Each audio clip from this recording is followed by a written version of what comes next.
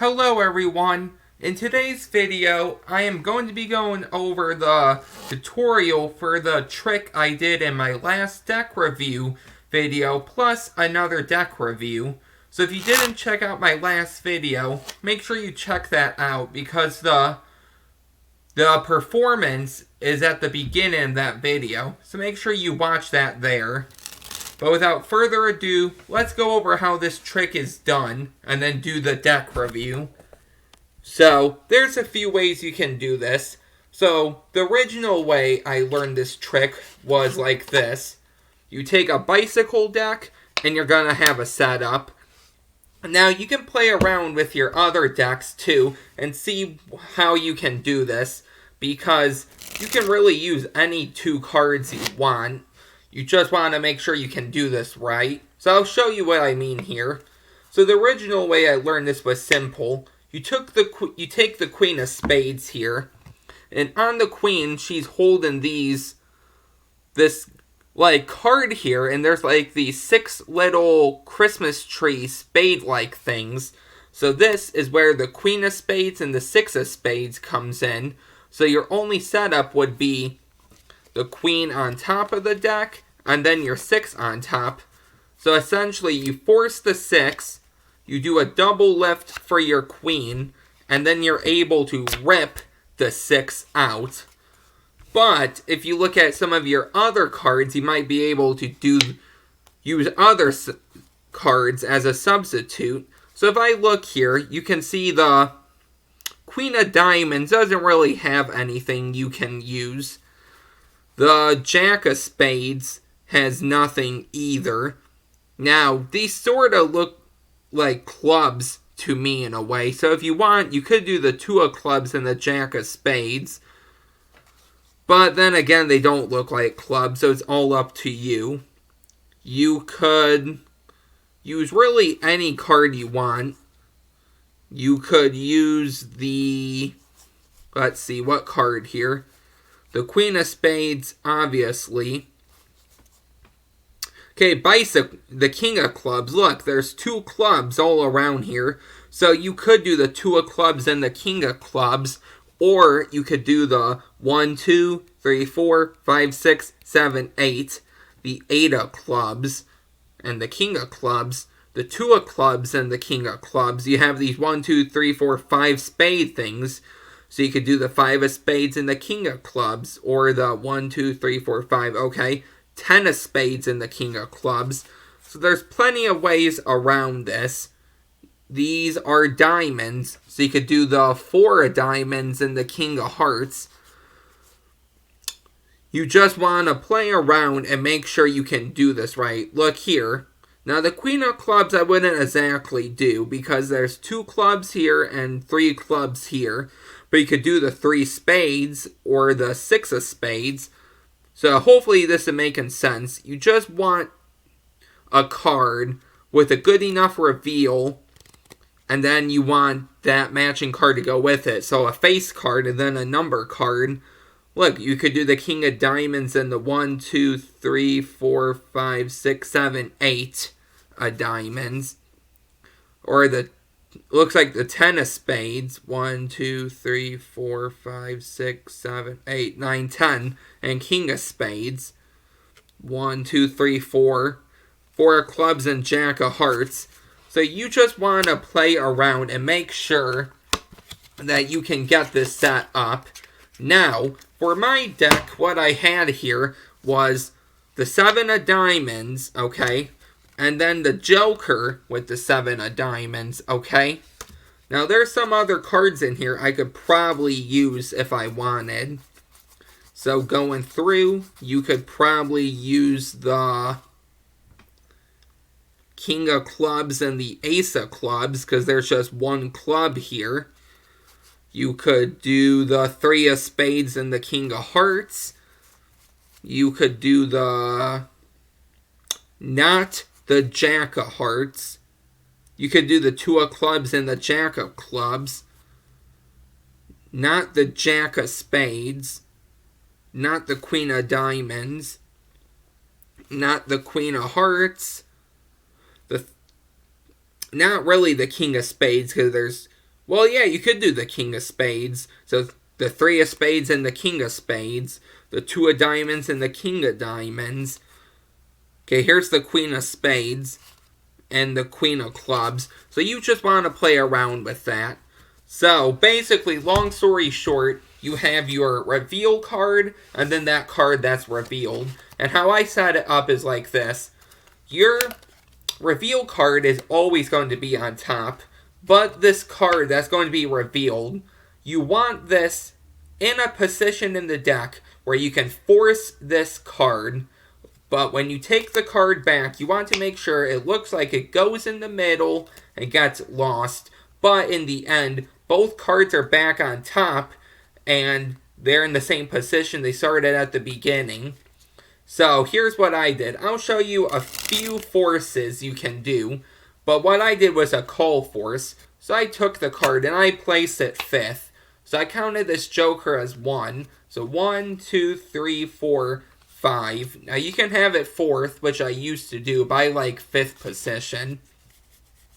And now you're all set. So you can start with fake shuffles, fake cuts, anything you want.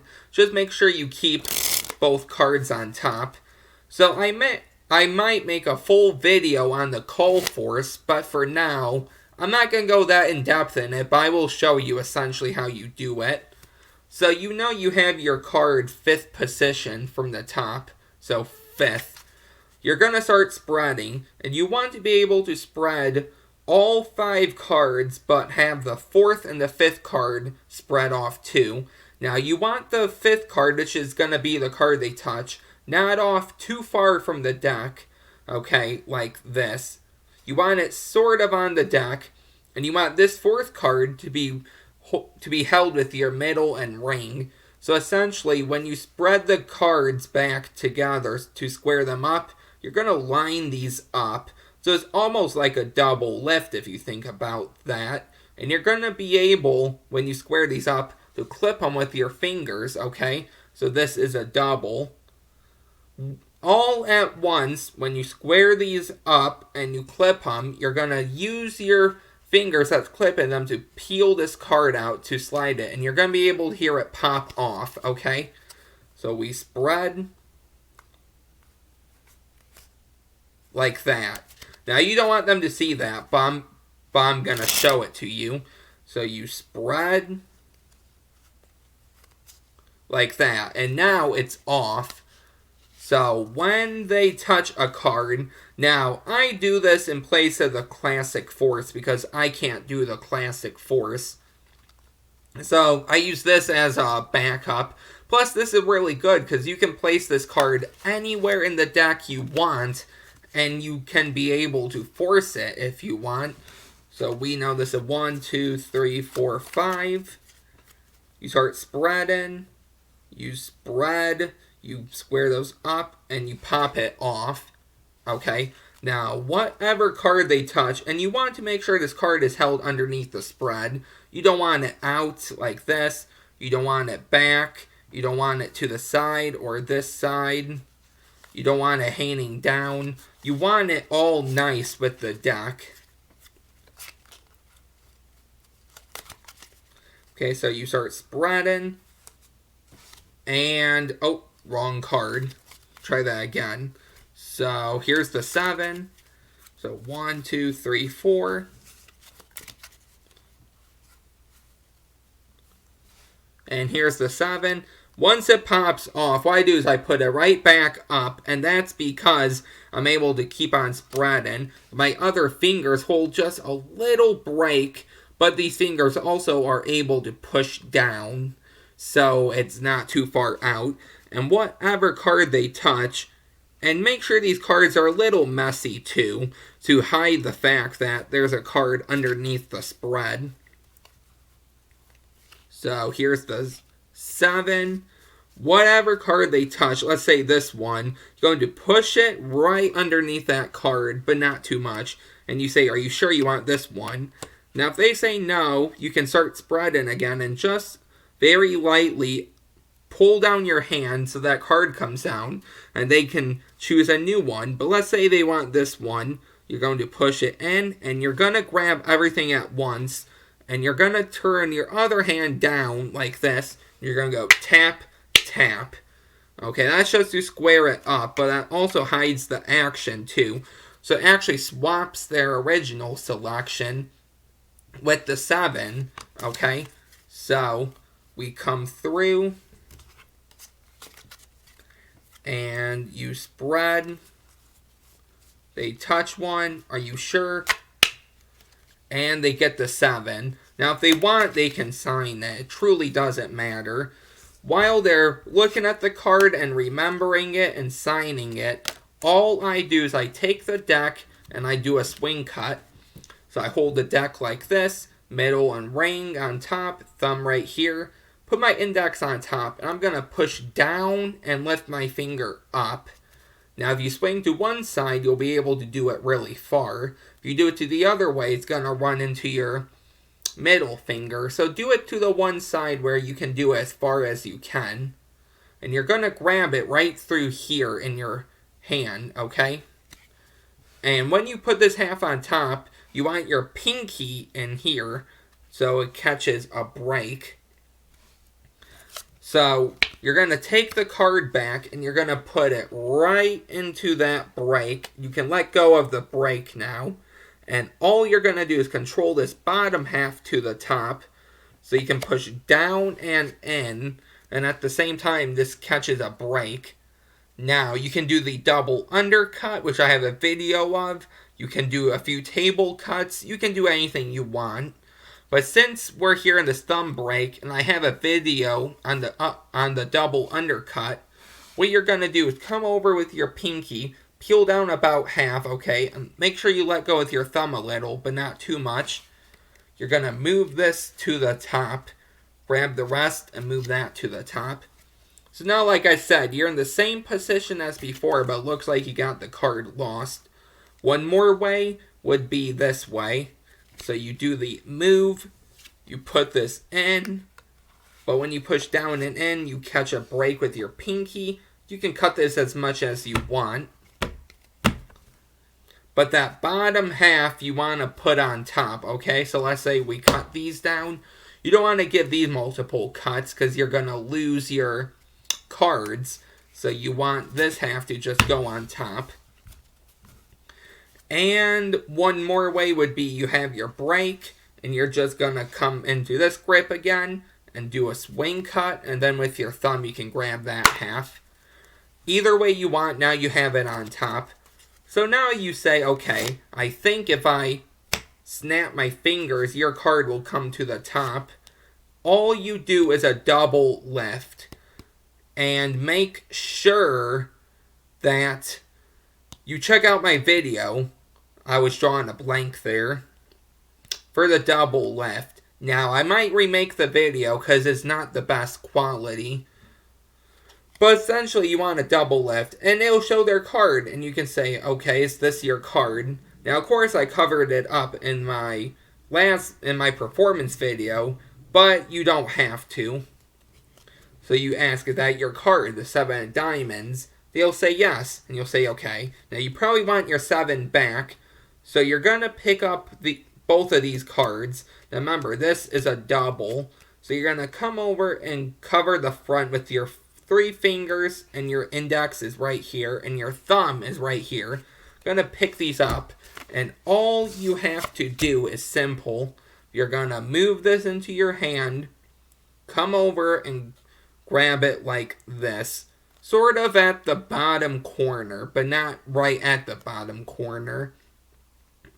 And you're going to have your 4 fingers here, and you're going to say, watch. All you're going to do is go 1, 2, 3, and rip the 7 out. Now, ripping the 7 out is really easy, because you're going to mimic your other hand like this. And all you're going to do is just pull up your hand, and when you pull up your hand, the 7's going to be able to flip out from your fingers and up. So you can say, watch the 7. We go 1, 2, 3 like this. Okay, it's really easy. Make sure you try it. So like this. Make sure you have a grip. Not too tight with this hand, okay? with this hand because you want it to come out. So like this, gonna go 1, 2, and you're gonna pull up your hand. And I use my thumb to move this card over just a little to make it easier, because my thumb's gonna be able to flick off, grab this card, and pull it up. Okay, so go 1, 2, 3, and just like that, you will get the 7 out, and you are totally clean. Now let me go over one more force and then the deck review. So, 2 more forces, okay? Now I believe I have some forces on my channel. If I don't, I will make some. But here's 2 easy ones. So they are like this. So you ask them, go ahead and cut a little portion of cards off and turn them over. So they do that. And you ask them to cut again, but even deeper. Now what you're left with is all of these cards and then your 2 setup cards. So when you do this one last time, even deeper, you go through and you're going to take all of these cards and put them on the bottom. Not on top, but on the bottom. And this is going to be their selection. And then you can go on with the trick. One more way. Okay, there's another force I was thinking of, but I don't really like it. And I'll go over it too. So one more way you could do this is that you can do that swing cut and catch a break, but you're going to riffle down with your thumb, and they're going to say stop. When they say stop, say, are you sure? You can show it. Come over, let go of that break, and lift up in the back, and hand it to them. One more way is just the cut deeper force. So they cut some cards off, grab the bottom half, and you mark it. So you talk about the trick, deck was shuffled, you cut the cards, you saw they're all different, and you want to buy some time, about 30 seconds to a minute, because you don't want them focus on this. And then you say, okay, let's see where you cut. So you remove this half, and you hand this card to them, and you go on with the trick. And that is how you do it. So I'll go over that really quick one more time. So you have your reveal card on top, and then the revealed card in the reveal, if that makes sense. So their selection is going to be wherever you want to force it. Let's say on top, you do whatever force you want. They say stop. That's the slip force. I might teach that too. They remember it, and while they do that, you're going to control both cards to the top, but make it look like it's lost in the middle. Say, okay, when I snap my fingers, one card will come to the top. It's your card, the 7 of diamonds. That was a double lift. You lift up on both, and you say, watch, 1, 2, 3. And you rip the 7 right out. That is how you do the trick. Very easy. Not too hard at all. Now make sure you look at your other decks and see what you could possibly use. Okay, because with this trick there's a lot of possibilities. The original way I learned it was with the Queen of Spades and the 6 of Spades. It's the exact same thing.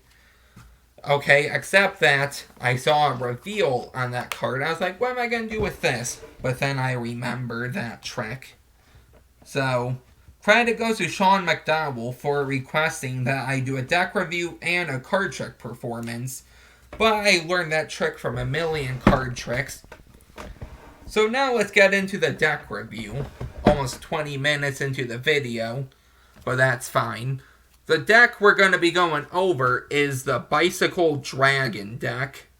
Now, looking at this deck, you can see it's just a totally, sort of like a dark green, in a way, background. Has gray dragon, gray lettering. It says Bicycle Dragon playing cards, and it has that dragon. The back of the deck looks like this. The side says air cushion finish. Looks like this is in French, but I'm not too sure. Then the other side says air cushion finish, made in the USA. The bottom is a barcode and everything, and the top is plain. Now this is not embossed, so it's not raised. You open up that flap, you'll get this. Open this up, you'll get these two flaps. Now, when you take out the deck, there's a few things you're going to get. The first thing you're going to get is this card from Bicycle. The second thing you're going to get is a card that actually tells you about dragons. So you can pause the video and you can read that. But these are the only two cards you're going to get along with the Jokers. No double backers, no and cards, no nothing. Here's the first Joker, so it's a dragon. You can see there's a lot of stuff going on there. And here's the second Joker. So they are identical, minus the money signs up here being red and black. So that is the only difference. Now, the back design of the cards is this. So you can see that design, how it has that greenish background. You have the dragons, you have these designs. That's the background. Now, I wasn't able to get these cards back in order I wanted, but we can go through them. So here's the Jack of Diamonds. And remember, you can pause the video too. So here's the Jack of Diamonds. 3 of Spades. 6 of Hearts. 8 of Clubs. Here's the Ace of Spades. So you can see that dragon says Bicycle, big spade pip. 8 of Spades. And look at how dark these reds are. So Ace of Diamonds. 2 of Diamonds. 9 of Hearts. 8 of Hearts. 8 of Diamonds. 2 of Spades. Ace of Clubs. Look at the court cards. So here's the King. Look at everything happening there for the King. Reminds me of old Japan with the samurais, and I don't know what else they had then, but that's what it reminds me of. The Jack. So these are really cool. The reds are darker. The blacks are the same. But the court cards are just decorated all up, which is just really cool.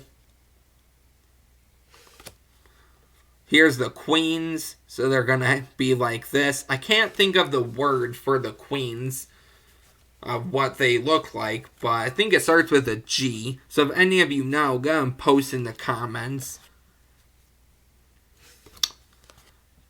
So the 10, the Queen, the King, and look at the colors. They're different too. So instead of your regular red, yellow, and blue, they're like a tealish color. So the only cards really worth looking at are the court cards and the Ace of Spades. The rest of the cards are just normal, minus the red. So, these are the Bicycle Dragon playing cards. See the Queen, almost to the end.